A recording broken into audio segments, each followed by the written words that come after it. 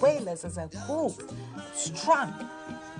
I could see, once I heard Concrete Jungle and Slave Driver, that was it. I was totally committed. By 1973, the Wailers had cracked Jamaica. Now it was time for them to take on the world. They were signed to Island Records, and for the first time, a reggae band had access to the best recording facilities.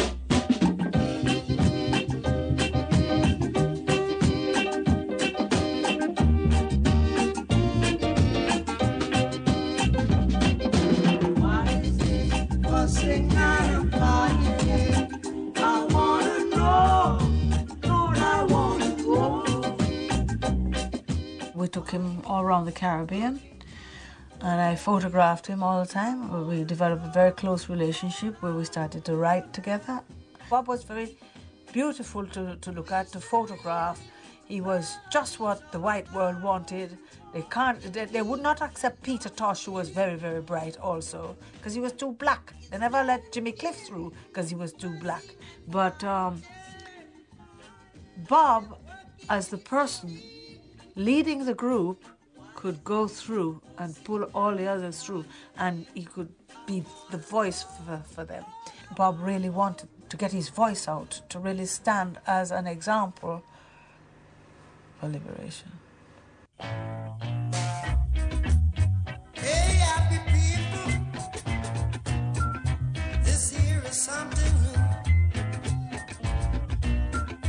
I know you're gonna like it. The first album released with Island was 1973's Catch a Fire. When Island released the first album, Catch a Fire, with the zipper lighter, for about a year and a half, it didn't sell. I mean, it didn't even sell enough to cover the recording session. And so basically, I knew that I had the answer. I said to him, if you smoke, you shouldn't be ashamed of it. It is part of your culture. My approach was to photograph Bob in the light that we have in Jamaica, showing the color of our skin the way it should be shown. And I took his shirt off because he has a lovely color. And once the light hit his skin and bounced back onto my lens, that was it. Catch a Fire was re-released with a new cover shot by Esther. That was such a controversial record in America because it was banned, and because it was banned, it became a huge hit. Bob's songs were parables, messages of faith and warning. He never ceased to speak out against the oppressors, using his influence to highlight the exploitation of the black race. His lyrics reflected the plight of the demoralized people of Jamaica, seeking escape from the slums.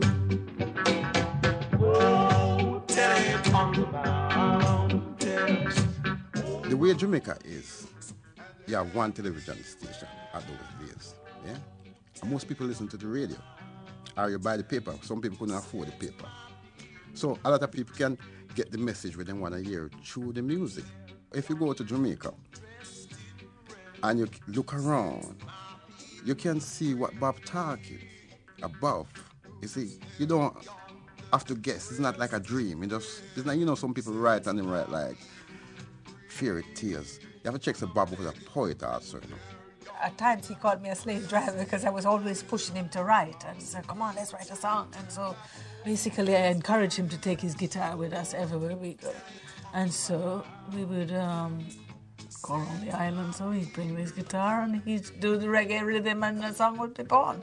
It wasn't very hard to write songs because it was what was happening around us.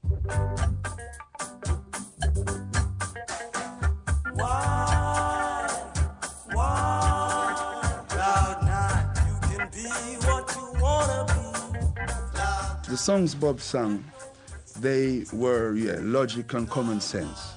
He was strong to his cause. We developed a very close relationship where we started to write together, and we wrote Get Up, Stand Up, flying over Haiti, a country which had experienced the most awful poverty and the most awful pain with slavery. We just wrote it there on the plane, on the paper, and just start talking, and he'd beat out a little rhythm on the seat of the plane, and that would be it. He wrote some great pop songs, with catchy choruses that you can sing. Right, that's the surface level. On an emotional level, and especially a groove level, the Wailers were an incredible band. Bob was an incredibly passionate singer, and these are things that strike an emotional chord no matter what style of music you're into. I mean, you can hate reggae and love Bob Marley. You know, it's just universal, and he's got a universal message. He's positive. Lord, I gotta keep on moving. Lord, I gotta get on down. The revolution and the struggle was using the pen to speak for us and using the music to drive the lyrics to put the thing out so that all people could identify it, that it could become universal and really cross over. So I encourage him to write more protest songs rather than love songs.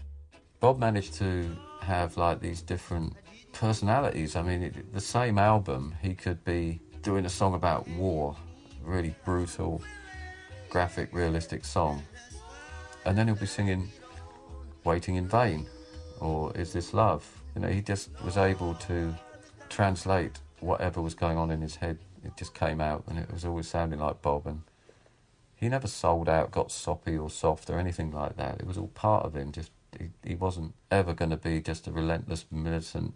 Hey, what is your own? What's your music to you? The music to me, the music is more than music to me. It go further than music, you know. It go with I don't know, it further than music. But you used it as a strong message. I mean, words like a hungry man is an angry man. The music used me.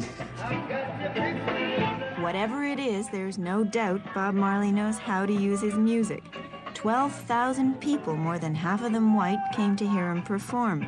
And in a trance-like mystical state, he carried them with him and left them shouting for more. Despite this obvious commercial success, he appears to live the life he preaches. But as Bob's fame amplified, so did the media pressure. He wasn't the god-like figure that he is now, but he was certainly one of the most famous men in the world. People started coming from Harvard, Oxford University, Cambridge, and so to investigate the whole, what was going on in Jamaica.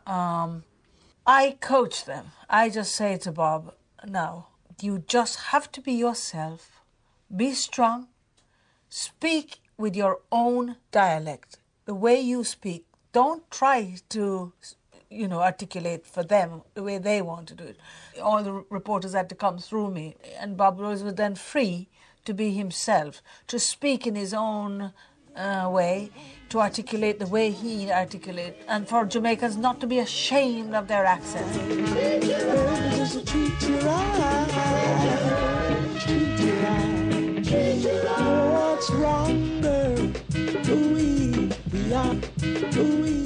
He didn't get a good time from the press. I asked him about this. I said, why? You're always getting slagged off. Why are you sitting here talking to me now? And he just said, it comes with the territory. I've got to keep going out there and playing and trying to make myself better. The first tour we went to America, but still people were calling him, talking about weird hair and savages or whatever. I asked him too if he ever got sick of trotting out the same set every night. His shows have been slagged off for going through the motions. And if you've ever seen any footage of Bob Marley, you know he's no way going through the motions. I mean, he gets carried away, and he was going to another place in himself every night. He was up there with the rock idol. He could play in Los Angeles, and the front tables would be the Stones and, the rock royalty come to check him out. And not put off by the fact that he was a ghettoised reggae artist. By 1974, the Wailers had fallen apart. Let me tell you this, I'm a dopey conqueror.